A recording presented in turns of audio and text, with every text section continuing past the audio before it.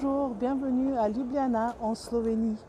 Je m'appelle Kria et je serai votre guide pour cette visite virtuelle subventionnée par Backup Voyage pour tous les amoureux de voyage.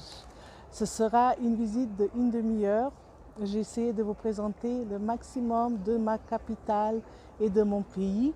Bien sûr, pour en savoir plus, vous retrouvez tout sur le site internet et vous pouvez toujours contacter Backup Voyage pour connaître les circuits qui vous emmènent aussi voir les beautés de la Slovénie.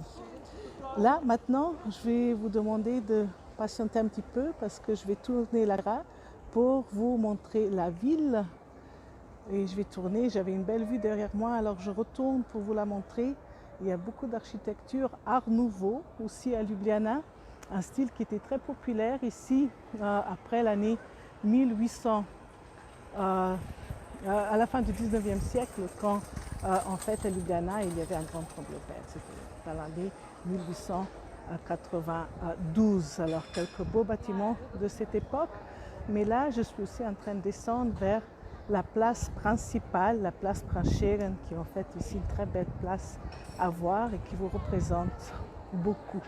Vous pouvez voir, la vie retourne dans la ville, il y a de plus en plus de monde dans la ville, il y a les terrasses qui commencent à s'ouvrir et on a l'impression qu'on est en train de se sortir de cette époque de confinement et c'est vraiment une époque très agréable pour être à Ljubljana. Ljubljana est la capitale de la Slovénie depuis 1991, quand on a déclaré l'indépendance de la Yougoslavie. La Slovénie, pour très longtemps, elle faisait partie depuis la fin de la Deuxième Guerre mondiale, faisait partie de la Yougoslavie. Sinon, la Slovénie est liée historiquement pour plusieurs siècles avec l'Empire autrichien, ce qui se remarque aussi dans cette architecture de la ville de Ljubljana, où il y a beaucoup de baroque, peut-être aussi un peu dans la mentalité des gens, et le Art Nouveau qui était ici appelé la sécession. Et on va parler aussi un peu d'architecture de notre grand architecte Jožek Plečnik. Mais pour commencer, nous voilà ici sur la place principale de Ljubljana, une place ronde avec beaucoup de chemins qui arrivent de tous les côtés sur cette place. Alors c'est un peu le lieu de rendez-vous des habitants de Ljubljana, mais je vais tourner de l'autre côté, on ne va pas avoir contre-jour et vous allez avoir une plus belle vue.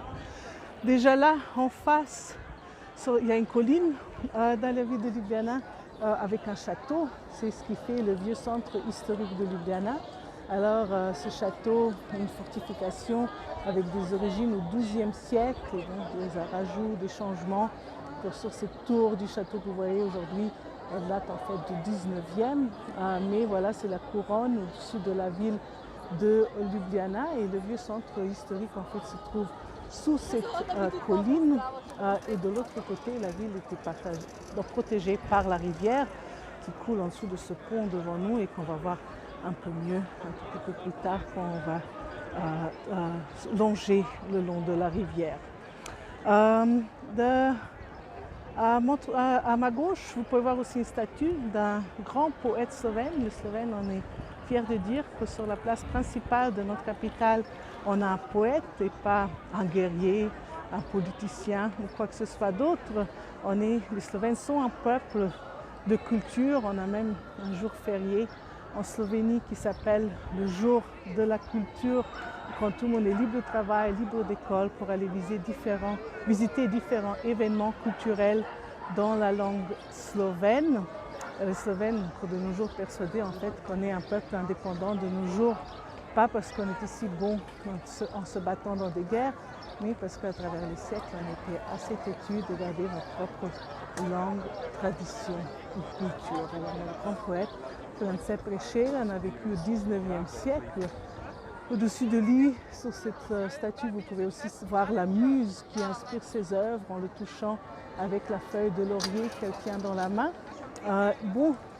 C'était des bonnes inspirations. Entre autres, au 19e siècle, il a écrit un poème appelé Le Toast, où, entre autres, il raconte, c'est une partie de ce poème qui est devenu l'hymne national slovène après notre indépendance en 1991. C'est un beau poème, comme il parle que tous les peuples devraient se comprendre, être des bons amis et en fait vivre ensemble comme des bons voisins. C'est ce style qui va à ce beau poème. Voilà. Et devant nous, le symbole de la ville, le triple pont, ou 3 ponts faits par Frances Prešeren, un architecte important de la ville de Ljubljana qui travaillait ici de la fin de la Première Guerre mondiale et jusqu'à l'année 1957. En distance, en traversant le pont, vous allez voir aussi des colonnes tout le long au bord de la rivière et des arcades. Et ça, c'est parti du marché à plein air de Ljubljana qui est ouvert tous les jours sauf dimanche et qui est un lieu où les gens aiment bien revenir régulièrement avec un grand choix de fruits, de légumes, de nourriture en général, mais aussi d'autres choses pratiques qu'on aurait besoin et bien sûr de nos jours aussi de souvenirs. Mais autrement, vous avez remarqué, je suis en train de traverser un pont, mais là devant nous, il y a un autre pont pour les piétons. Voilà, le pont traverse comme ça de l'autre côté et il y a un autre pont à l'autre bout. Alors 3 ponts un à côté de l'autre et ça fait le triple pont de Ljubljana. Vous avez peut-être aussi remarqué cette mobilette verte et blanche qui vient de partir, une petite voiture électrique qui gratuitement emmène les gens à travers la ville de Ljubljana. Comme la zone piétonne est très grande et a été beaucoup agrandie dans les dernières quelques années, les locaux étaient en train de se plaindre à ce sujet que c'est trop grand, c'est difficile de porter les légumes du marché et tout ça.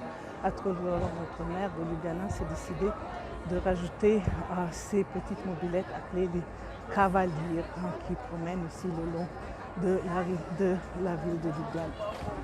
On est en train de longer ce qu'on appelle la promenade. C'est où il faut se retrouver à Ljubljana à un moment donné.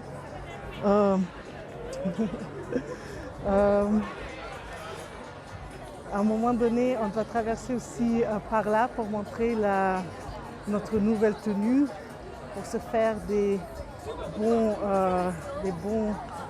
nouveaux amis, trouver un nouveau copain.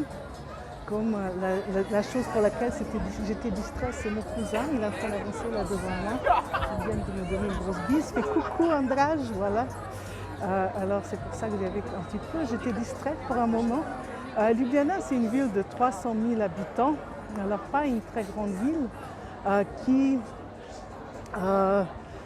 veut dire que les gens aussi ont du mal à déménager, à aller vivre ailleurs, ils aiment bien rester dans leur ville, c'est-à-dire que facilement on retrouve les mêmes gens, des gens qu'on connaît. C'est difficile de passer la promenade sans rencontrer quelqu'un de connu et c'est ce qui le rend très agréable en fait. Ljubljana, c'est quand même un petit village. D'une façon, ça a une atmosphère d'un village, mais c'est en fait une capitale avec tous les données d'une capitale. Moi, je vais m'arrêter à cet autre pont appelé le pont vitré, tout simplement, parce que vous pouvez voir sur les côtés, il y a ces parties vitrées qui nous donnent une belle vue sur la rivière qui traverse la ville, appelée la rivière Ljubljanica. Comme ça, toute tranquille, aussi des belles réflexions des maisons sur la rivière même. Ljubljanica est une rivière karstique. La Slovénie, elle a une grande zone karstique et si vous visitez le pays, il y a aussi dans votre circuit une grotte qui est inclue parce que c'est difficile de ne pas voir la Slovénie sans voir au moins la grotte la plus fameuse du pays, appelée la grotte de Postojna, très facile à visiter, avec un petit train qui vous emmène dedans, très vaste, avec beaucoup de stalactites et stalagmites. Bon, la grotte était formée par cette même rivière. Alors, une rivière en fait que dans son séjour en fait disparaît sur terre et réapparaît 7 fois avant d'être la rivière Ljubljanica qui traverse la ville de Ljubljana. Ljubljanica avance son chemin en traversant Ljubljana, se jette dans le Danube dans la mer Noire et au passé était une rivière très importante de transport. Ici à Ljubljana, le transport au passé à Ljubljana se passait sur cette rivière. Je ne sais pas si vous remarquez en distance, là-bas il y a un autre pont qui est le symbole de la ville, appelé le pont des Cordonniers, fait par cette même architecte Plečnik. Et là, essayez un petit peu de monter pour vous faire voir encore une belle vue aussi du château. Le plus important, on va retourner dans l'autre direction de ce pont pour avoir une vue de retour sur la place principale où on a commencé. C'est un petit peu contre-jour en ce moment, mais vous pouvez voir, peut-être, j'espère que vous voyez assez bien. Alors le pont là-bas sur le côté qui devrait vous rappeler le pont de Rialto à Venise, inspiration de Plečnik. Vous voyez un bâtiment néoclassique, un peu caché par les arbres. J'essaie de bouger là-bas. Tout au milieu se trouve aussi un bâtiment Art Nouveau et l'église rouge, que je n'ai pas beaucoup parlé quand on était sur la place, l'église franciscaine qui est une église baroque. Et ça, dans un coin d'œil, vous pouvez retrouver tous les styles d'architecture qui sont connus pour Ljubljana et qui montrent que Ljubljana, c'est vraiment une ville entre la Méditerranée et le continental. C'est-à-dire vous avez de l'architecture de Plečnik qui vous rappelle des régions méditerranéennes, d'autre côté du baroque typiquement autrichien. Il y a un journaliste français une fois qui avait écrit dans un article que Ljubljana c'est la ville entre la Dolce Vita italienne et le Ordnung et Discipline germanique. Alors une ville entre les deux qui aussi reprend un petit peu les deux, les beautés des deux mondes. Et là quand même on va avancer sur une belle place ouverte appelée la place du Congrès, où il y avait le congrès de la Sainte Alliance qui s'est passé dans l'année 1925. C'est un petit détour qui nous éloigne de la rivière, mais je trouve qu'il est sympa à voir parce qu'il y a plusieurs bâtiments très intéressants sur cette place. Voilà, je prends ces escaliers. On a une belle journée ensoleillée, comme vous pouvez voir. Voilà, un grand parc avec ses platanes, beaucoup d'ombre, un joli endroit pour s'asseoir, se poser un petit peu quand il commence à faire trop chaud.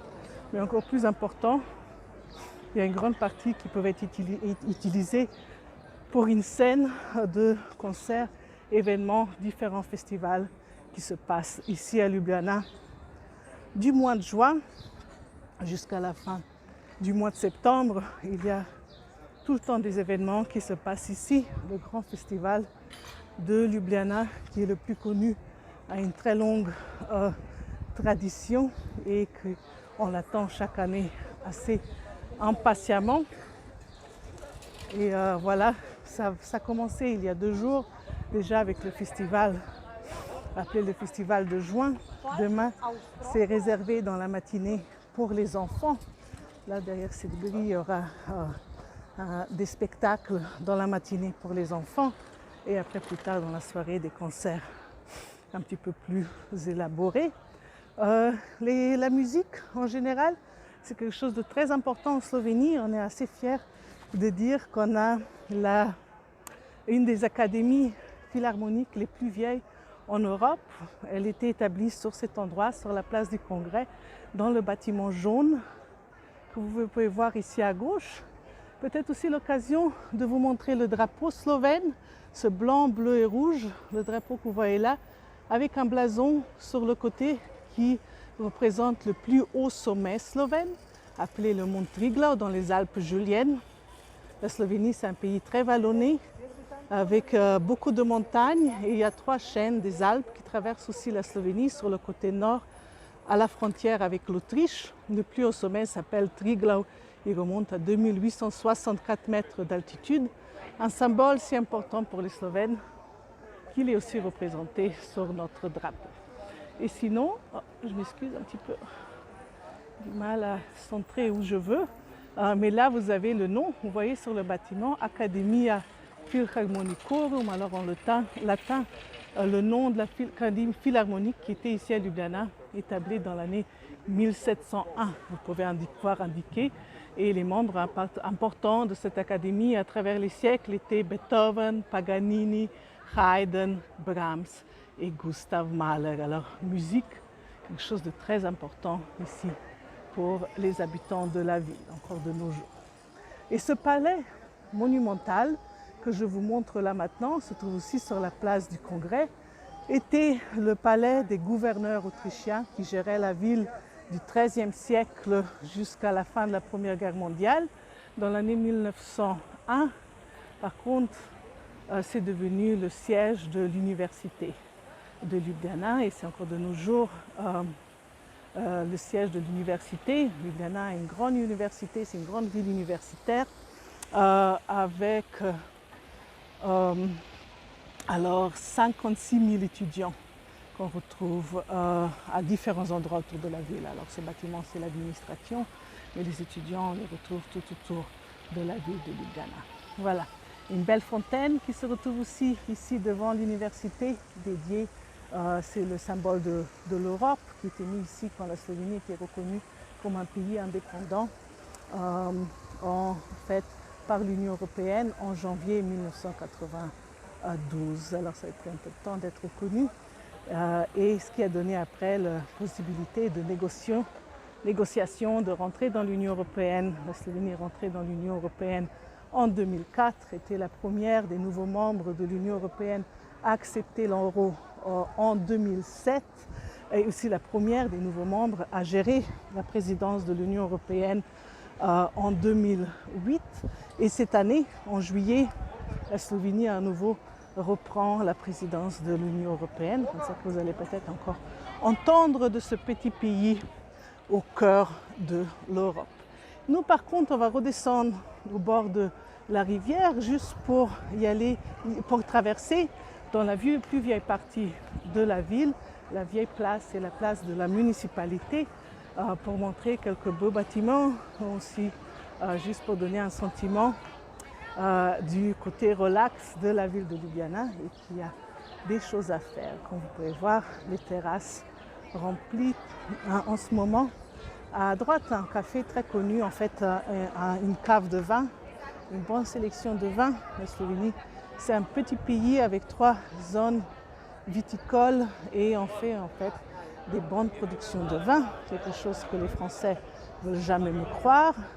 Alors, je dois dire, il ne faut pas me croire du tout, il faut venir, il faut goûter et voilà, juger par vous-même.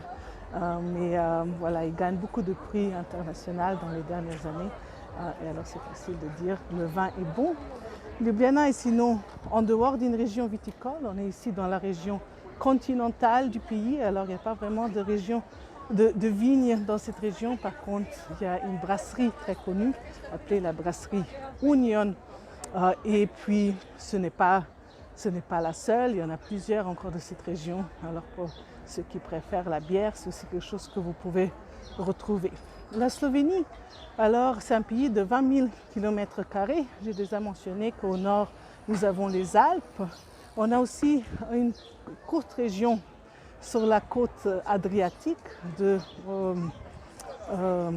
42 km. Alors pas énorme en comparant nos voisins, l'Italie et la Croatie, mais quand même c'est un peu du climat méditerranéen qui se retrouve en fait à 1 heure de Ljubljana.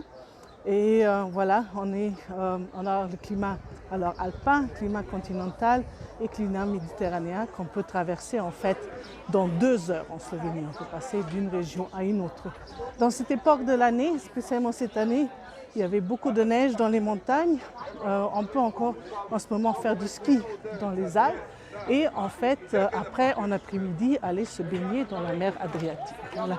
C'est ce qui rend la Slovénie intéressante, la diversité du pays sur des espaces très courts, de régions très proches l'une à l'autre. Voilà. Et là, on est en train de traverser le pont des Cordonniers que je vous ai mentionné auparavant. On était sur un pont plus bas au long de la rivière, sur la promenade de la ville de Ljubljana. Alors un pont aussi fait par notre architecte Plečnik, au même endroit où se retrouvait en fait le plus vieux pont de Ljubljana, la plus vieille entrée et la plus importante pour entrer dans cette ville médiévale qui en fait existait ici. La région de Ljubljana en fait était habitée dès la préhistoire, mais bon, on peut dire qu'il y avait une époque romaine et après la ville médiévale qui se développe ici à peu près du Xe siècle en avance, avec une continuité sur le même endroit comme on la retrouve aujourd'hui, alors jusqu'à nos jours par ici. La vue fait partie justement de la ville, c'était sous la colline du château, d'un côté protégé par le château, de l'autre côté par la rivière Ljubljanica. Et là, on va voir juste une petite vue d'entrée sur la plus vieille place de la ville.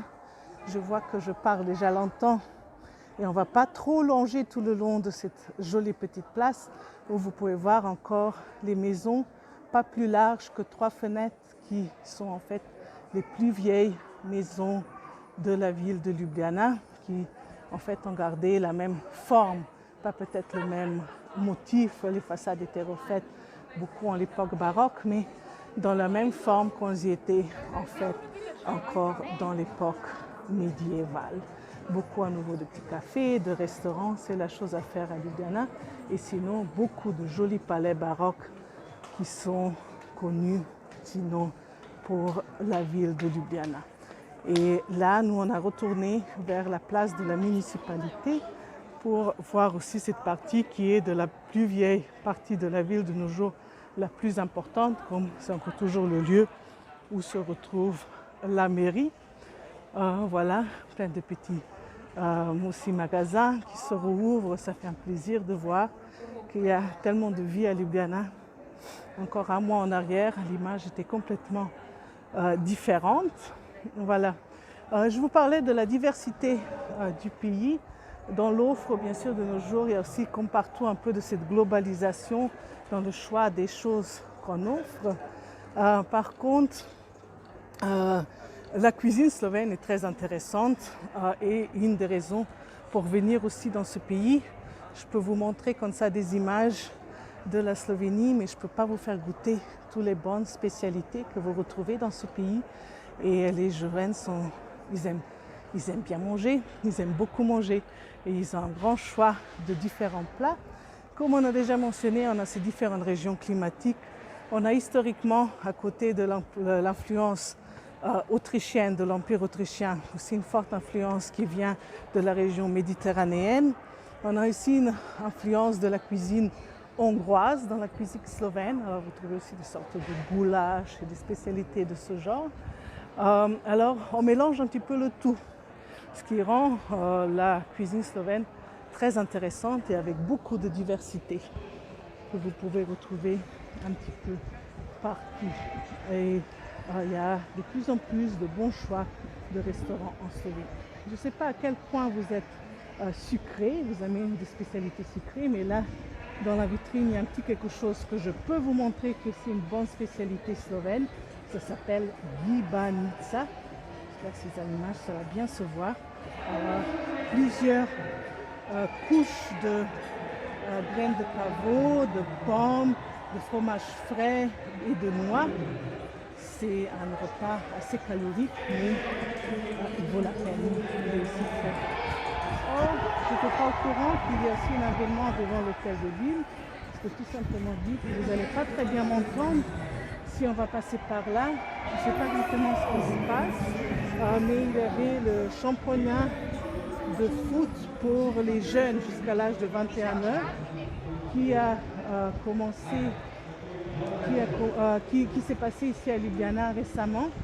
Mais de l'autre côté, c'est vrai aussi que vendredi à Ljubljana, c'est devenu un jour de manifestation. Et ça peut bien être que ça a à faire avec. Nous, on va faire un détour pour que vous pouvez encore m'entendre. Je vais essayer de loin quand même vous montrer ce bâtiment avec la cloche dessus, c'est l'hôtel de ville. Il y a une très belle fontaine baroque. À côté, derrière, se cache aussi le clocher de la plus belle église baroque de la ville de Ljubljana, dédiée à Saint-Nicolas qui se trouve dans la région du marché. Bon, nous, pour l'instant, on va redescendre le long de la rivière. Et de toute façon, en ce moment, c'est le meilleur endroit à être. C'est tranquille, avec tous les petits cafés, les gens qui s'assoient pour la boisson, beaucoup de bons restaurants. Bientôt, ça va être l'heure de repas. Il faut dire que ça change des Français. Les Slovènes n'ont pas réellement des heures de repas quand on mange. La cuisine dans les restaurants slovènes est ouverte de 10h du matin jusqu'à 10h du soir. Et il n'y a pas d'heure spéciale quand on peut venir manger en ville et quand ce n'est pas le meilleur des moments. Alors vous pouvez manger tout le temps. vous pourrez manger beaucoup, et ce qui est le plus important, vous pouvez manger très bien. Il y a beaucoup de très bons plats. C'est une des raisons pour visiter la Slovénie. Nous voilà de retour sur la promenade. Voilà, quand j'évite un peu ce soleil qui dérangeait un petit peu la vie, on voit un petit peu mieux.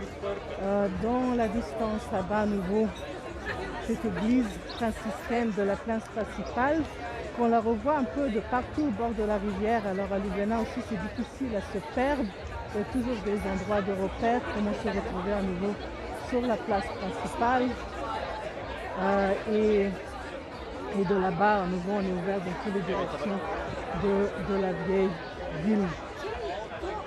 Pour moi, doucement, en fait, avec cette vue, je vais terminer avec la partie de visite de la ville même. Il y a une petite présentation pour vous au sujet de la Slovénie encore à vous montrer, qui va vous plaire, et peut-être un dernier cadre après ça chez le pont des Dragons pour vous montrer aussi le symbole de Ljubljana. Alors voilà une petite présentation de tous les beaux voyages, Bakab Voyage, tous les circuits Bakab Voyage qu'on a à vous proposer. Et moi, voilà, je vous retrouve chez les Dragons. Voilà, mes chers amateurs de voyage, je finis ici avec la vue du pont des Dragons. Je vais tourner l'image. Derrière en ce moment, un beau arc-en-ciel pour les quelques gouttes de pluie qu'il y avait entre-temps du soleil qui est parti. Alors ça apporte chance, et ça veut dire que j'espère que ça veut dire aussi que ça va vous donner envie de venir visiter ce beau petit pays. Le dragon, c'est notre symbole de la ville.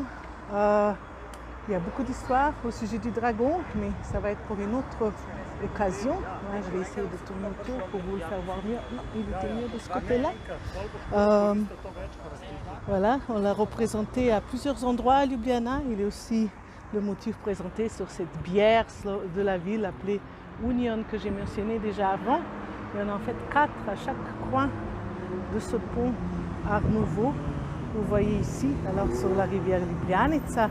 Mais voilà, ça c'est déjà des histoires pour une autre occasion. J'espère que, pas que virtuelle, mais en réalité, en Slovénie, un jour bientôt. Et pour vous dire un joli au revoir, je vais retourner encore l'image. Merci d'avoir écouté ma visite. C'était vraiment un grand plaisir de être capable de faire ça pour Bakab Voyage, et que bientôt, comme dit, il y aura une occasion pour vous voir en Slovénie pour de vrai. À bientôt en slovène, nasnidenje. Au revoir.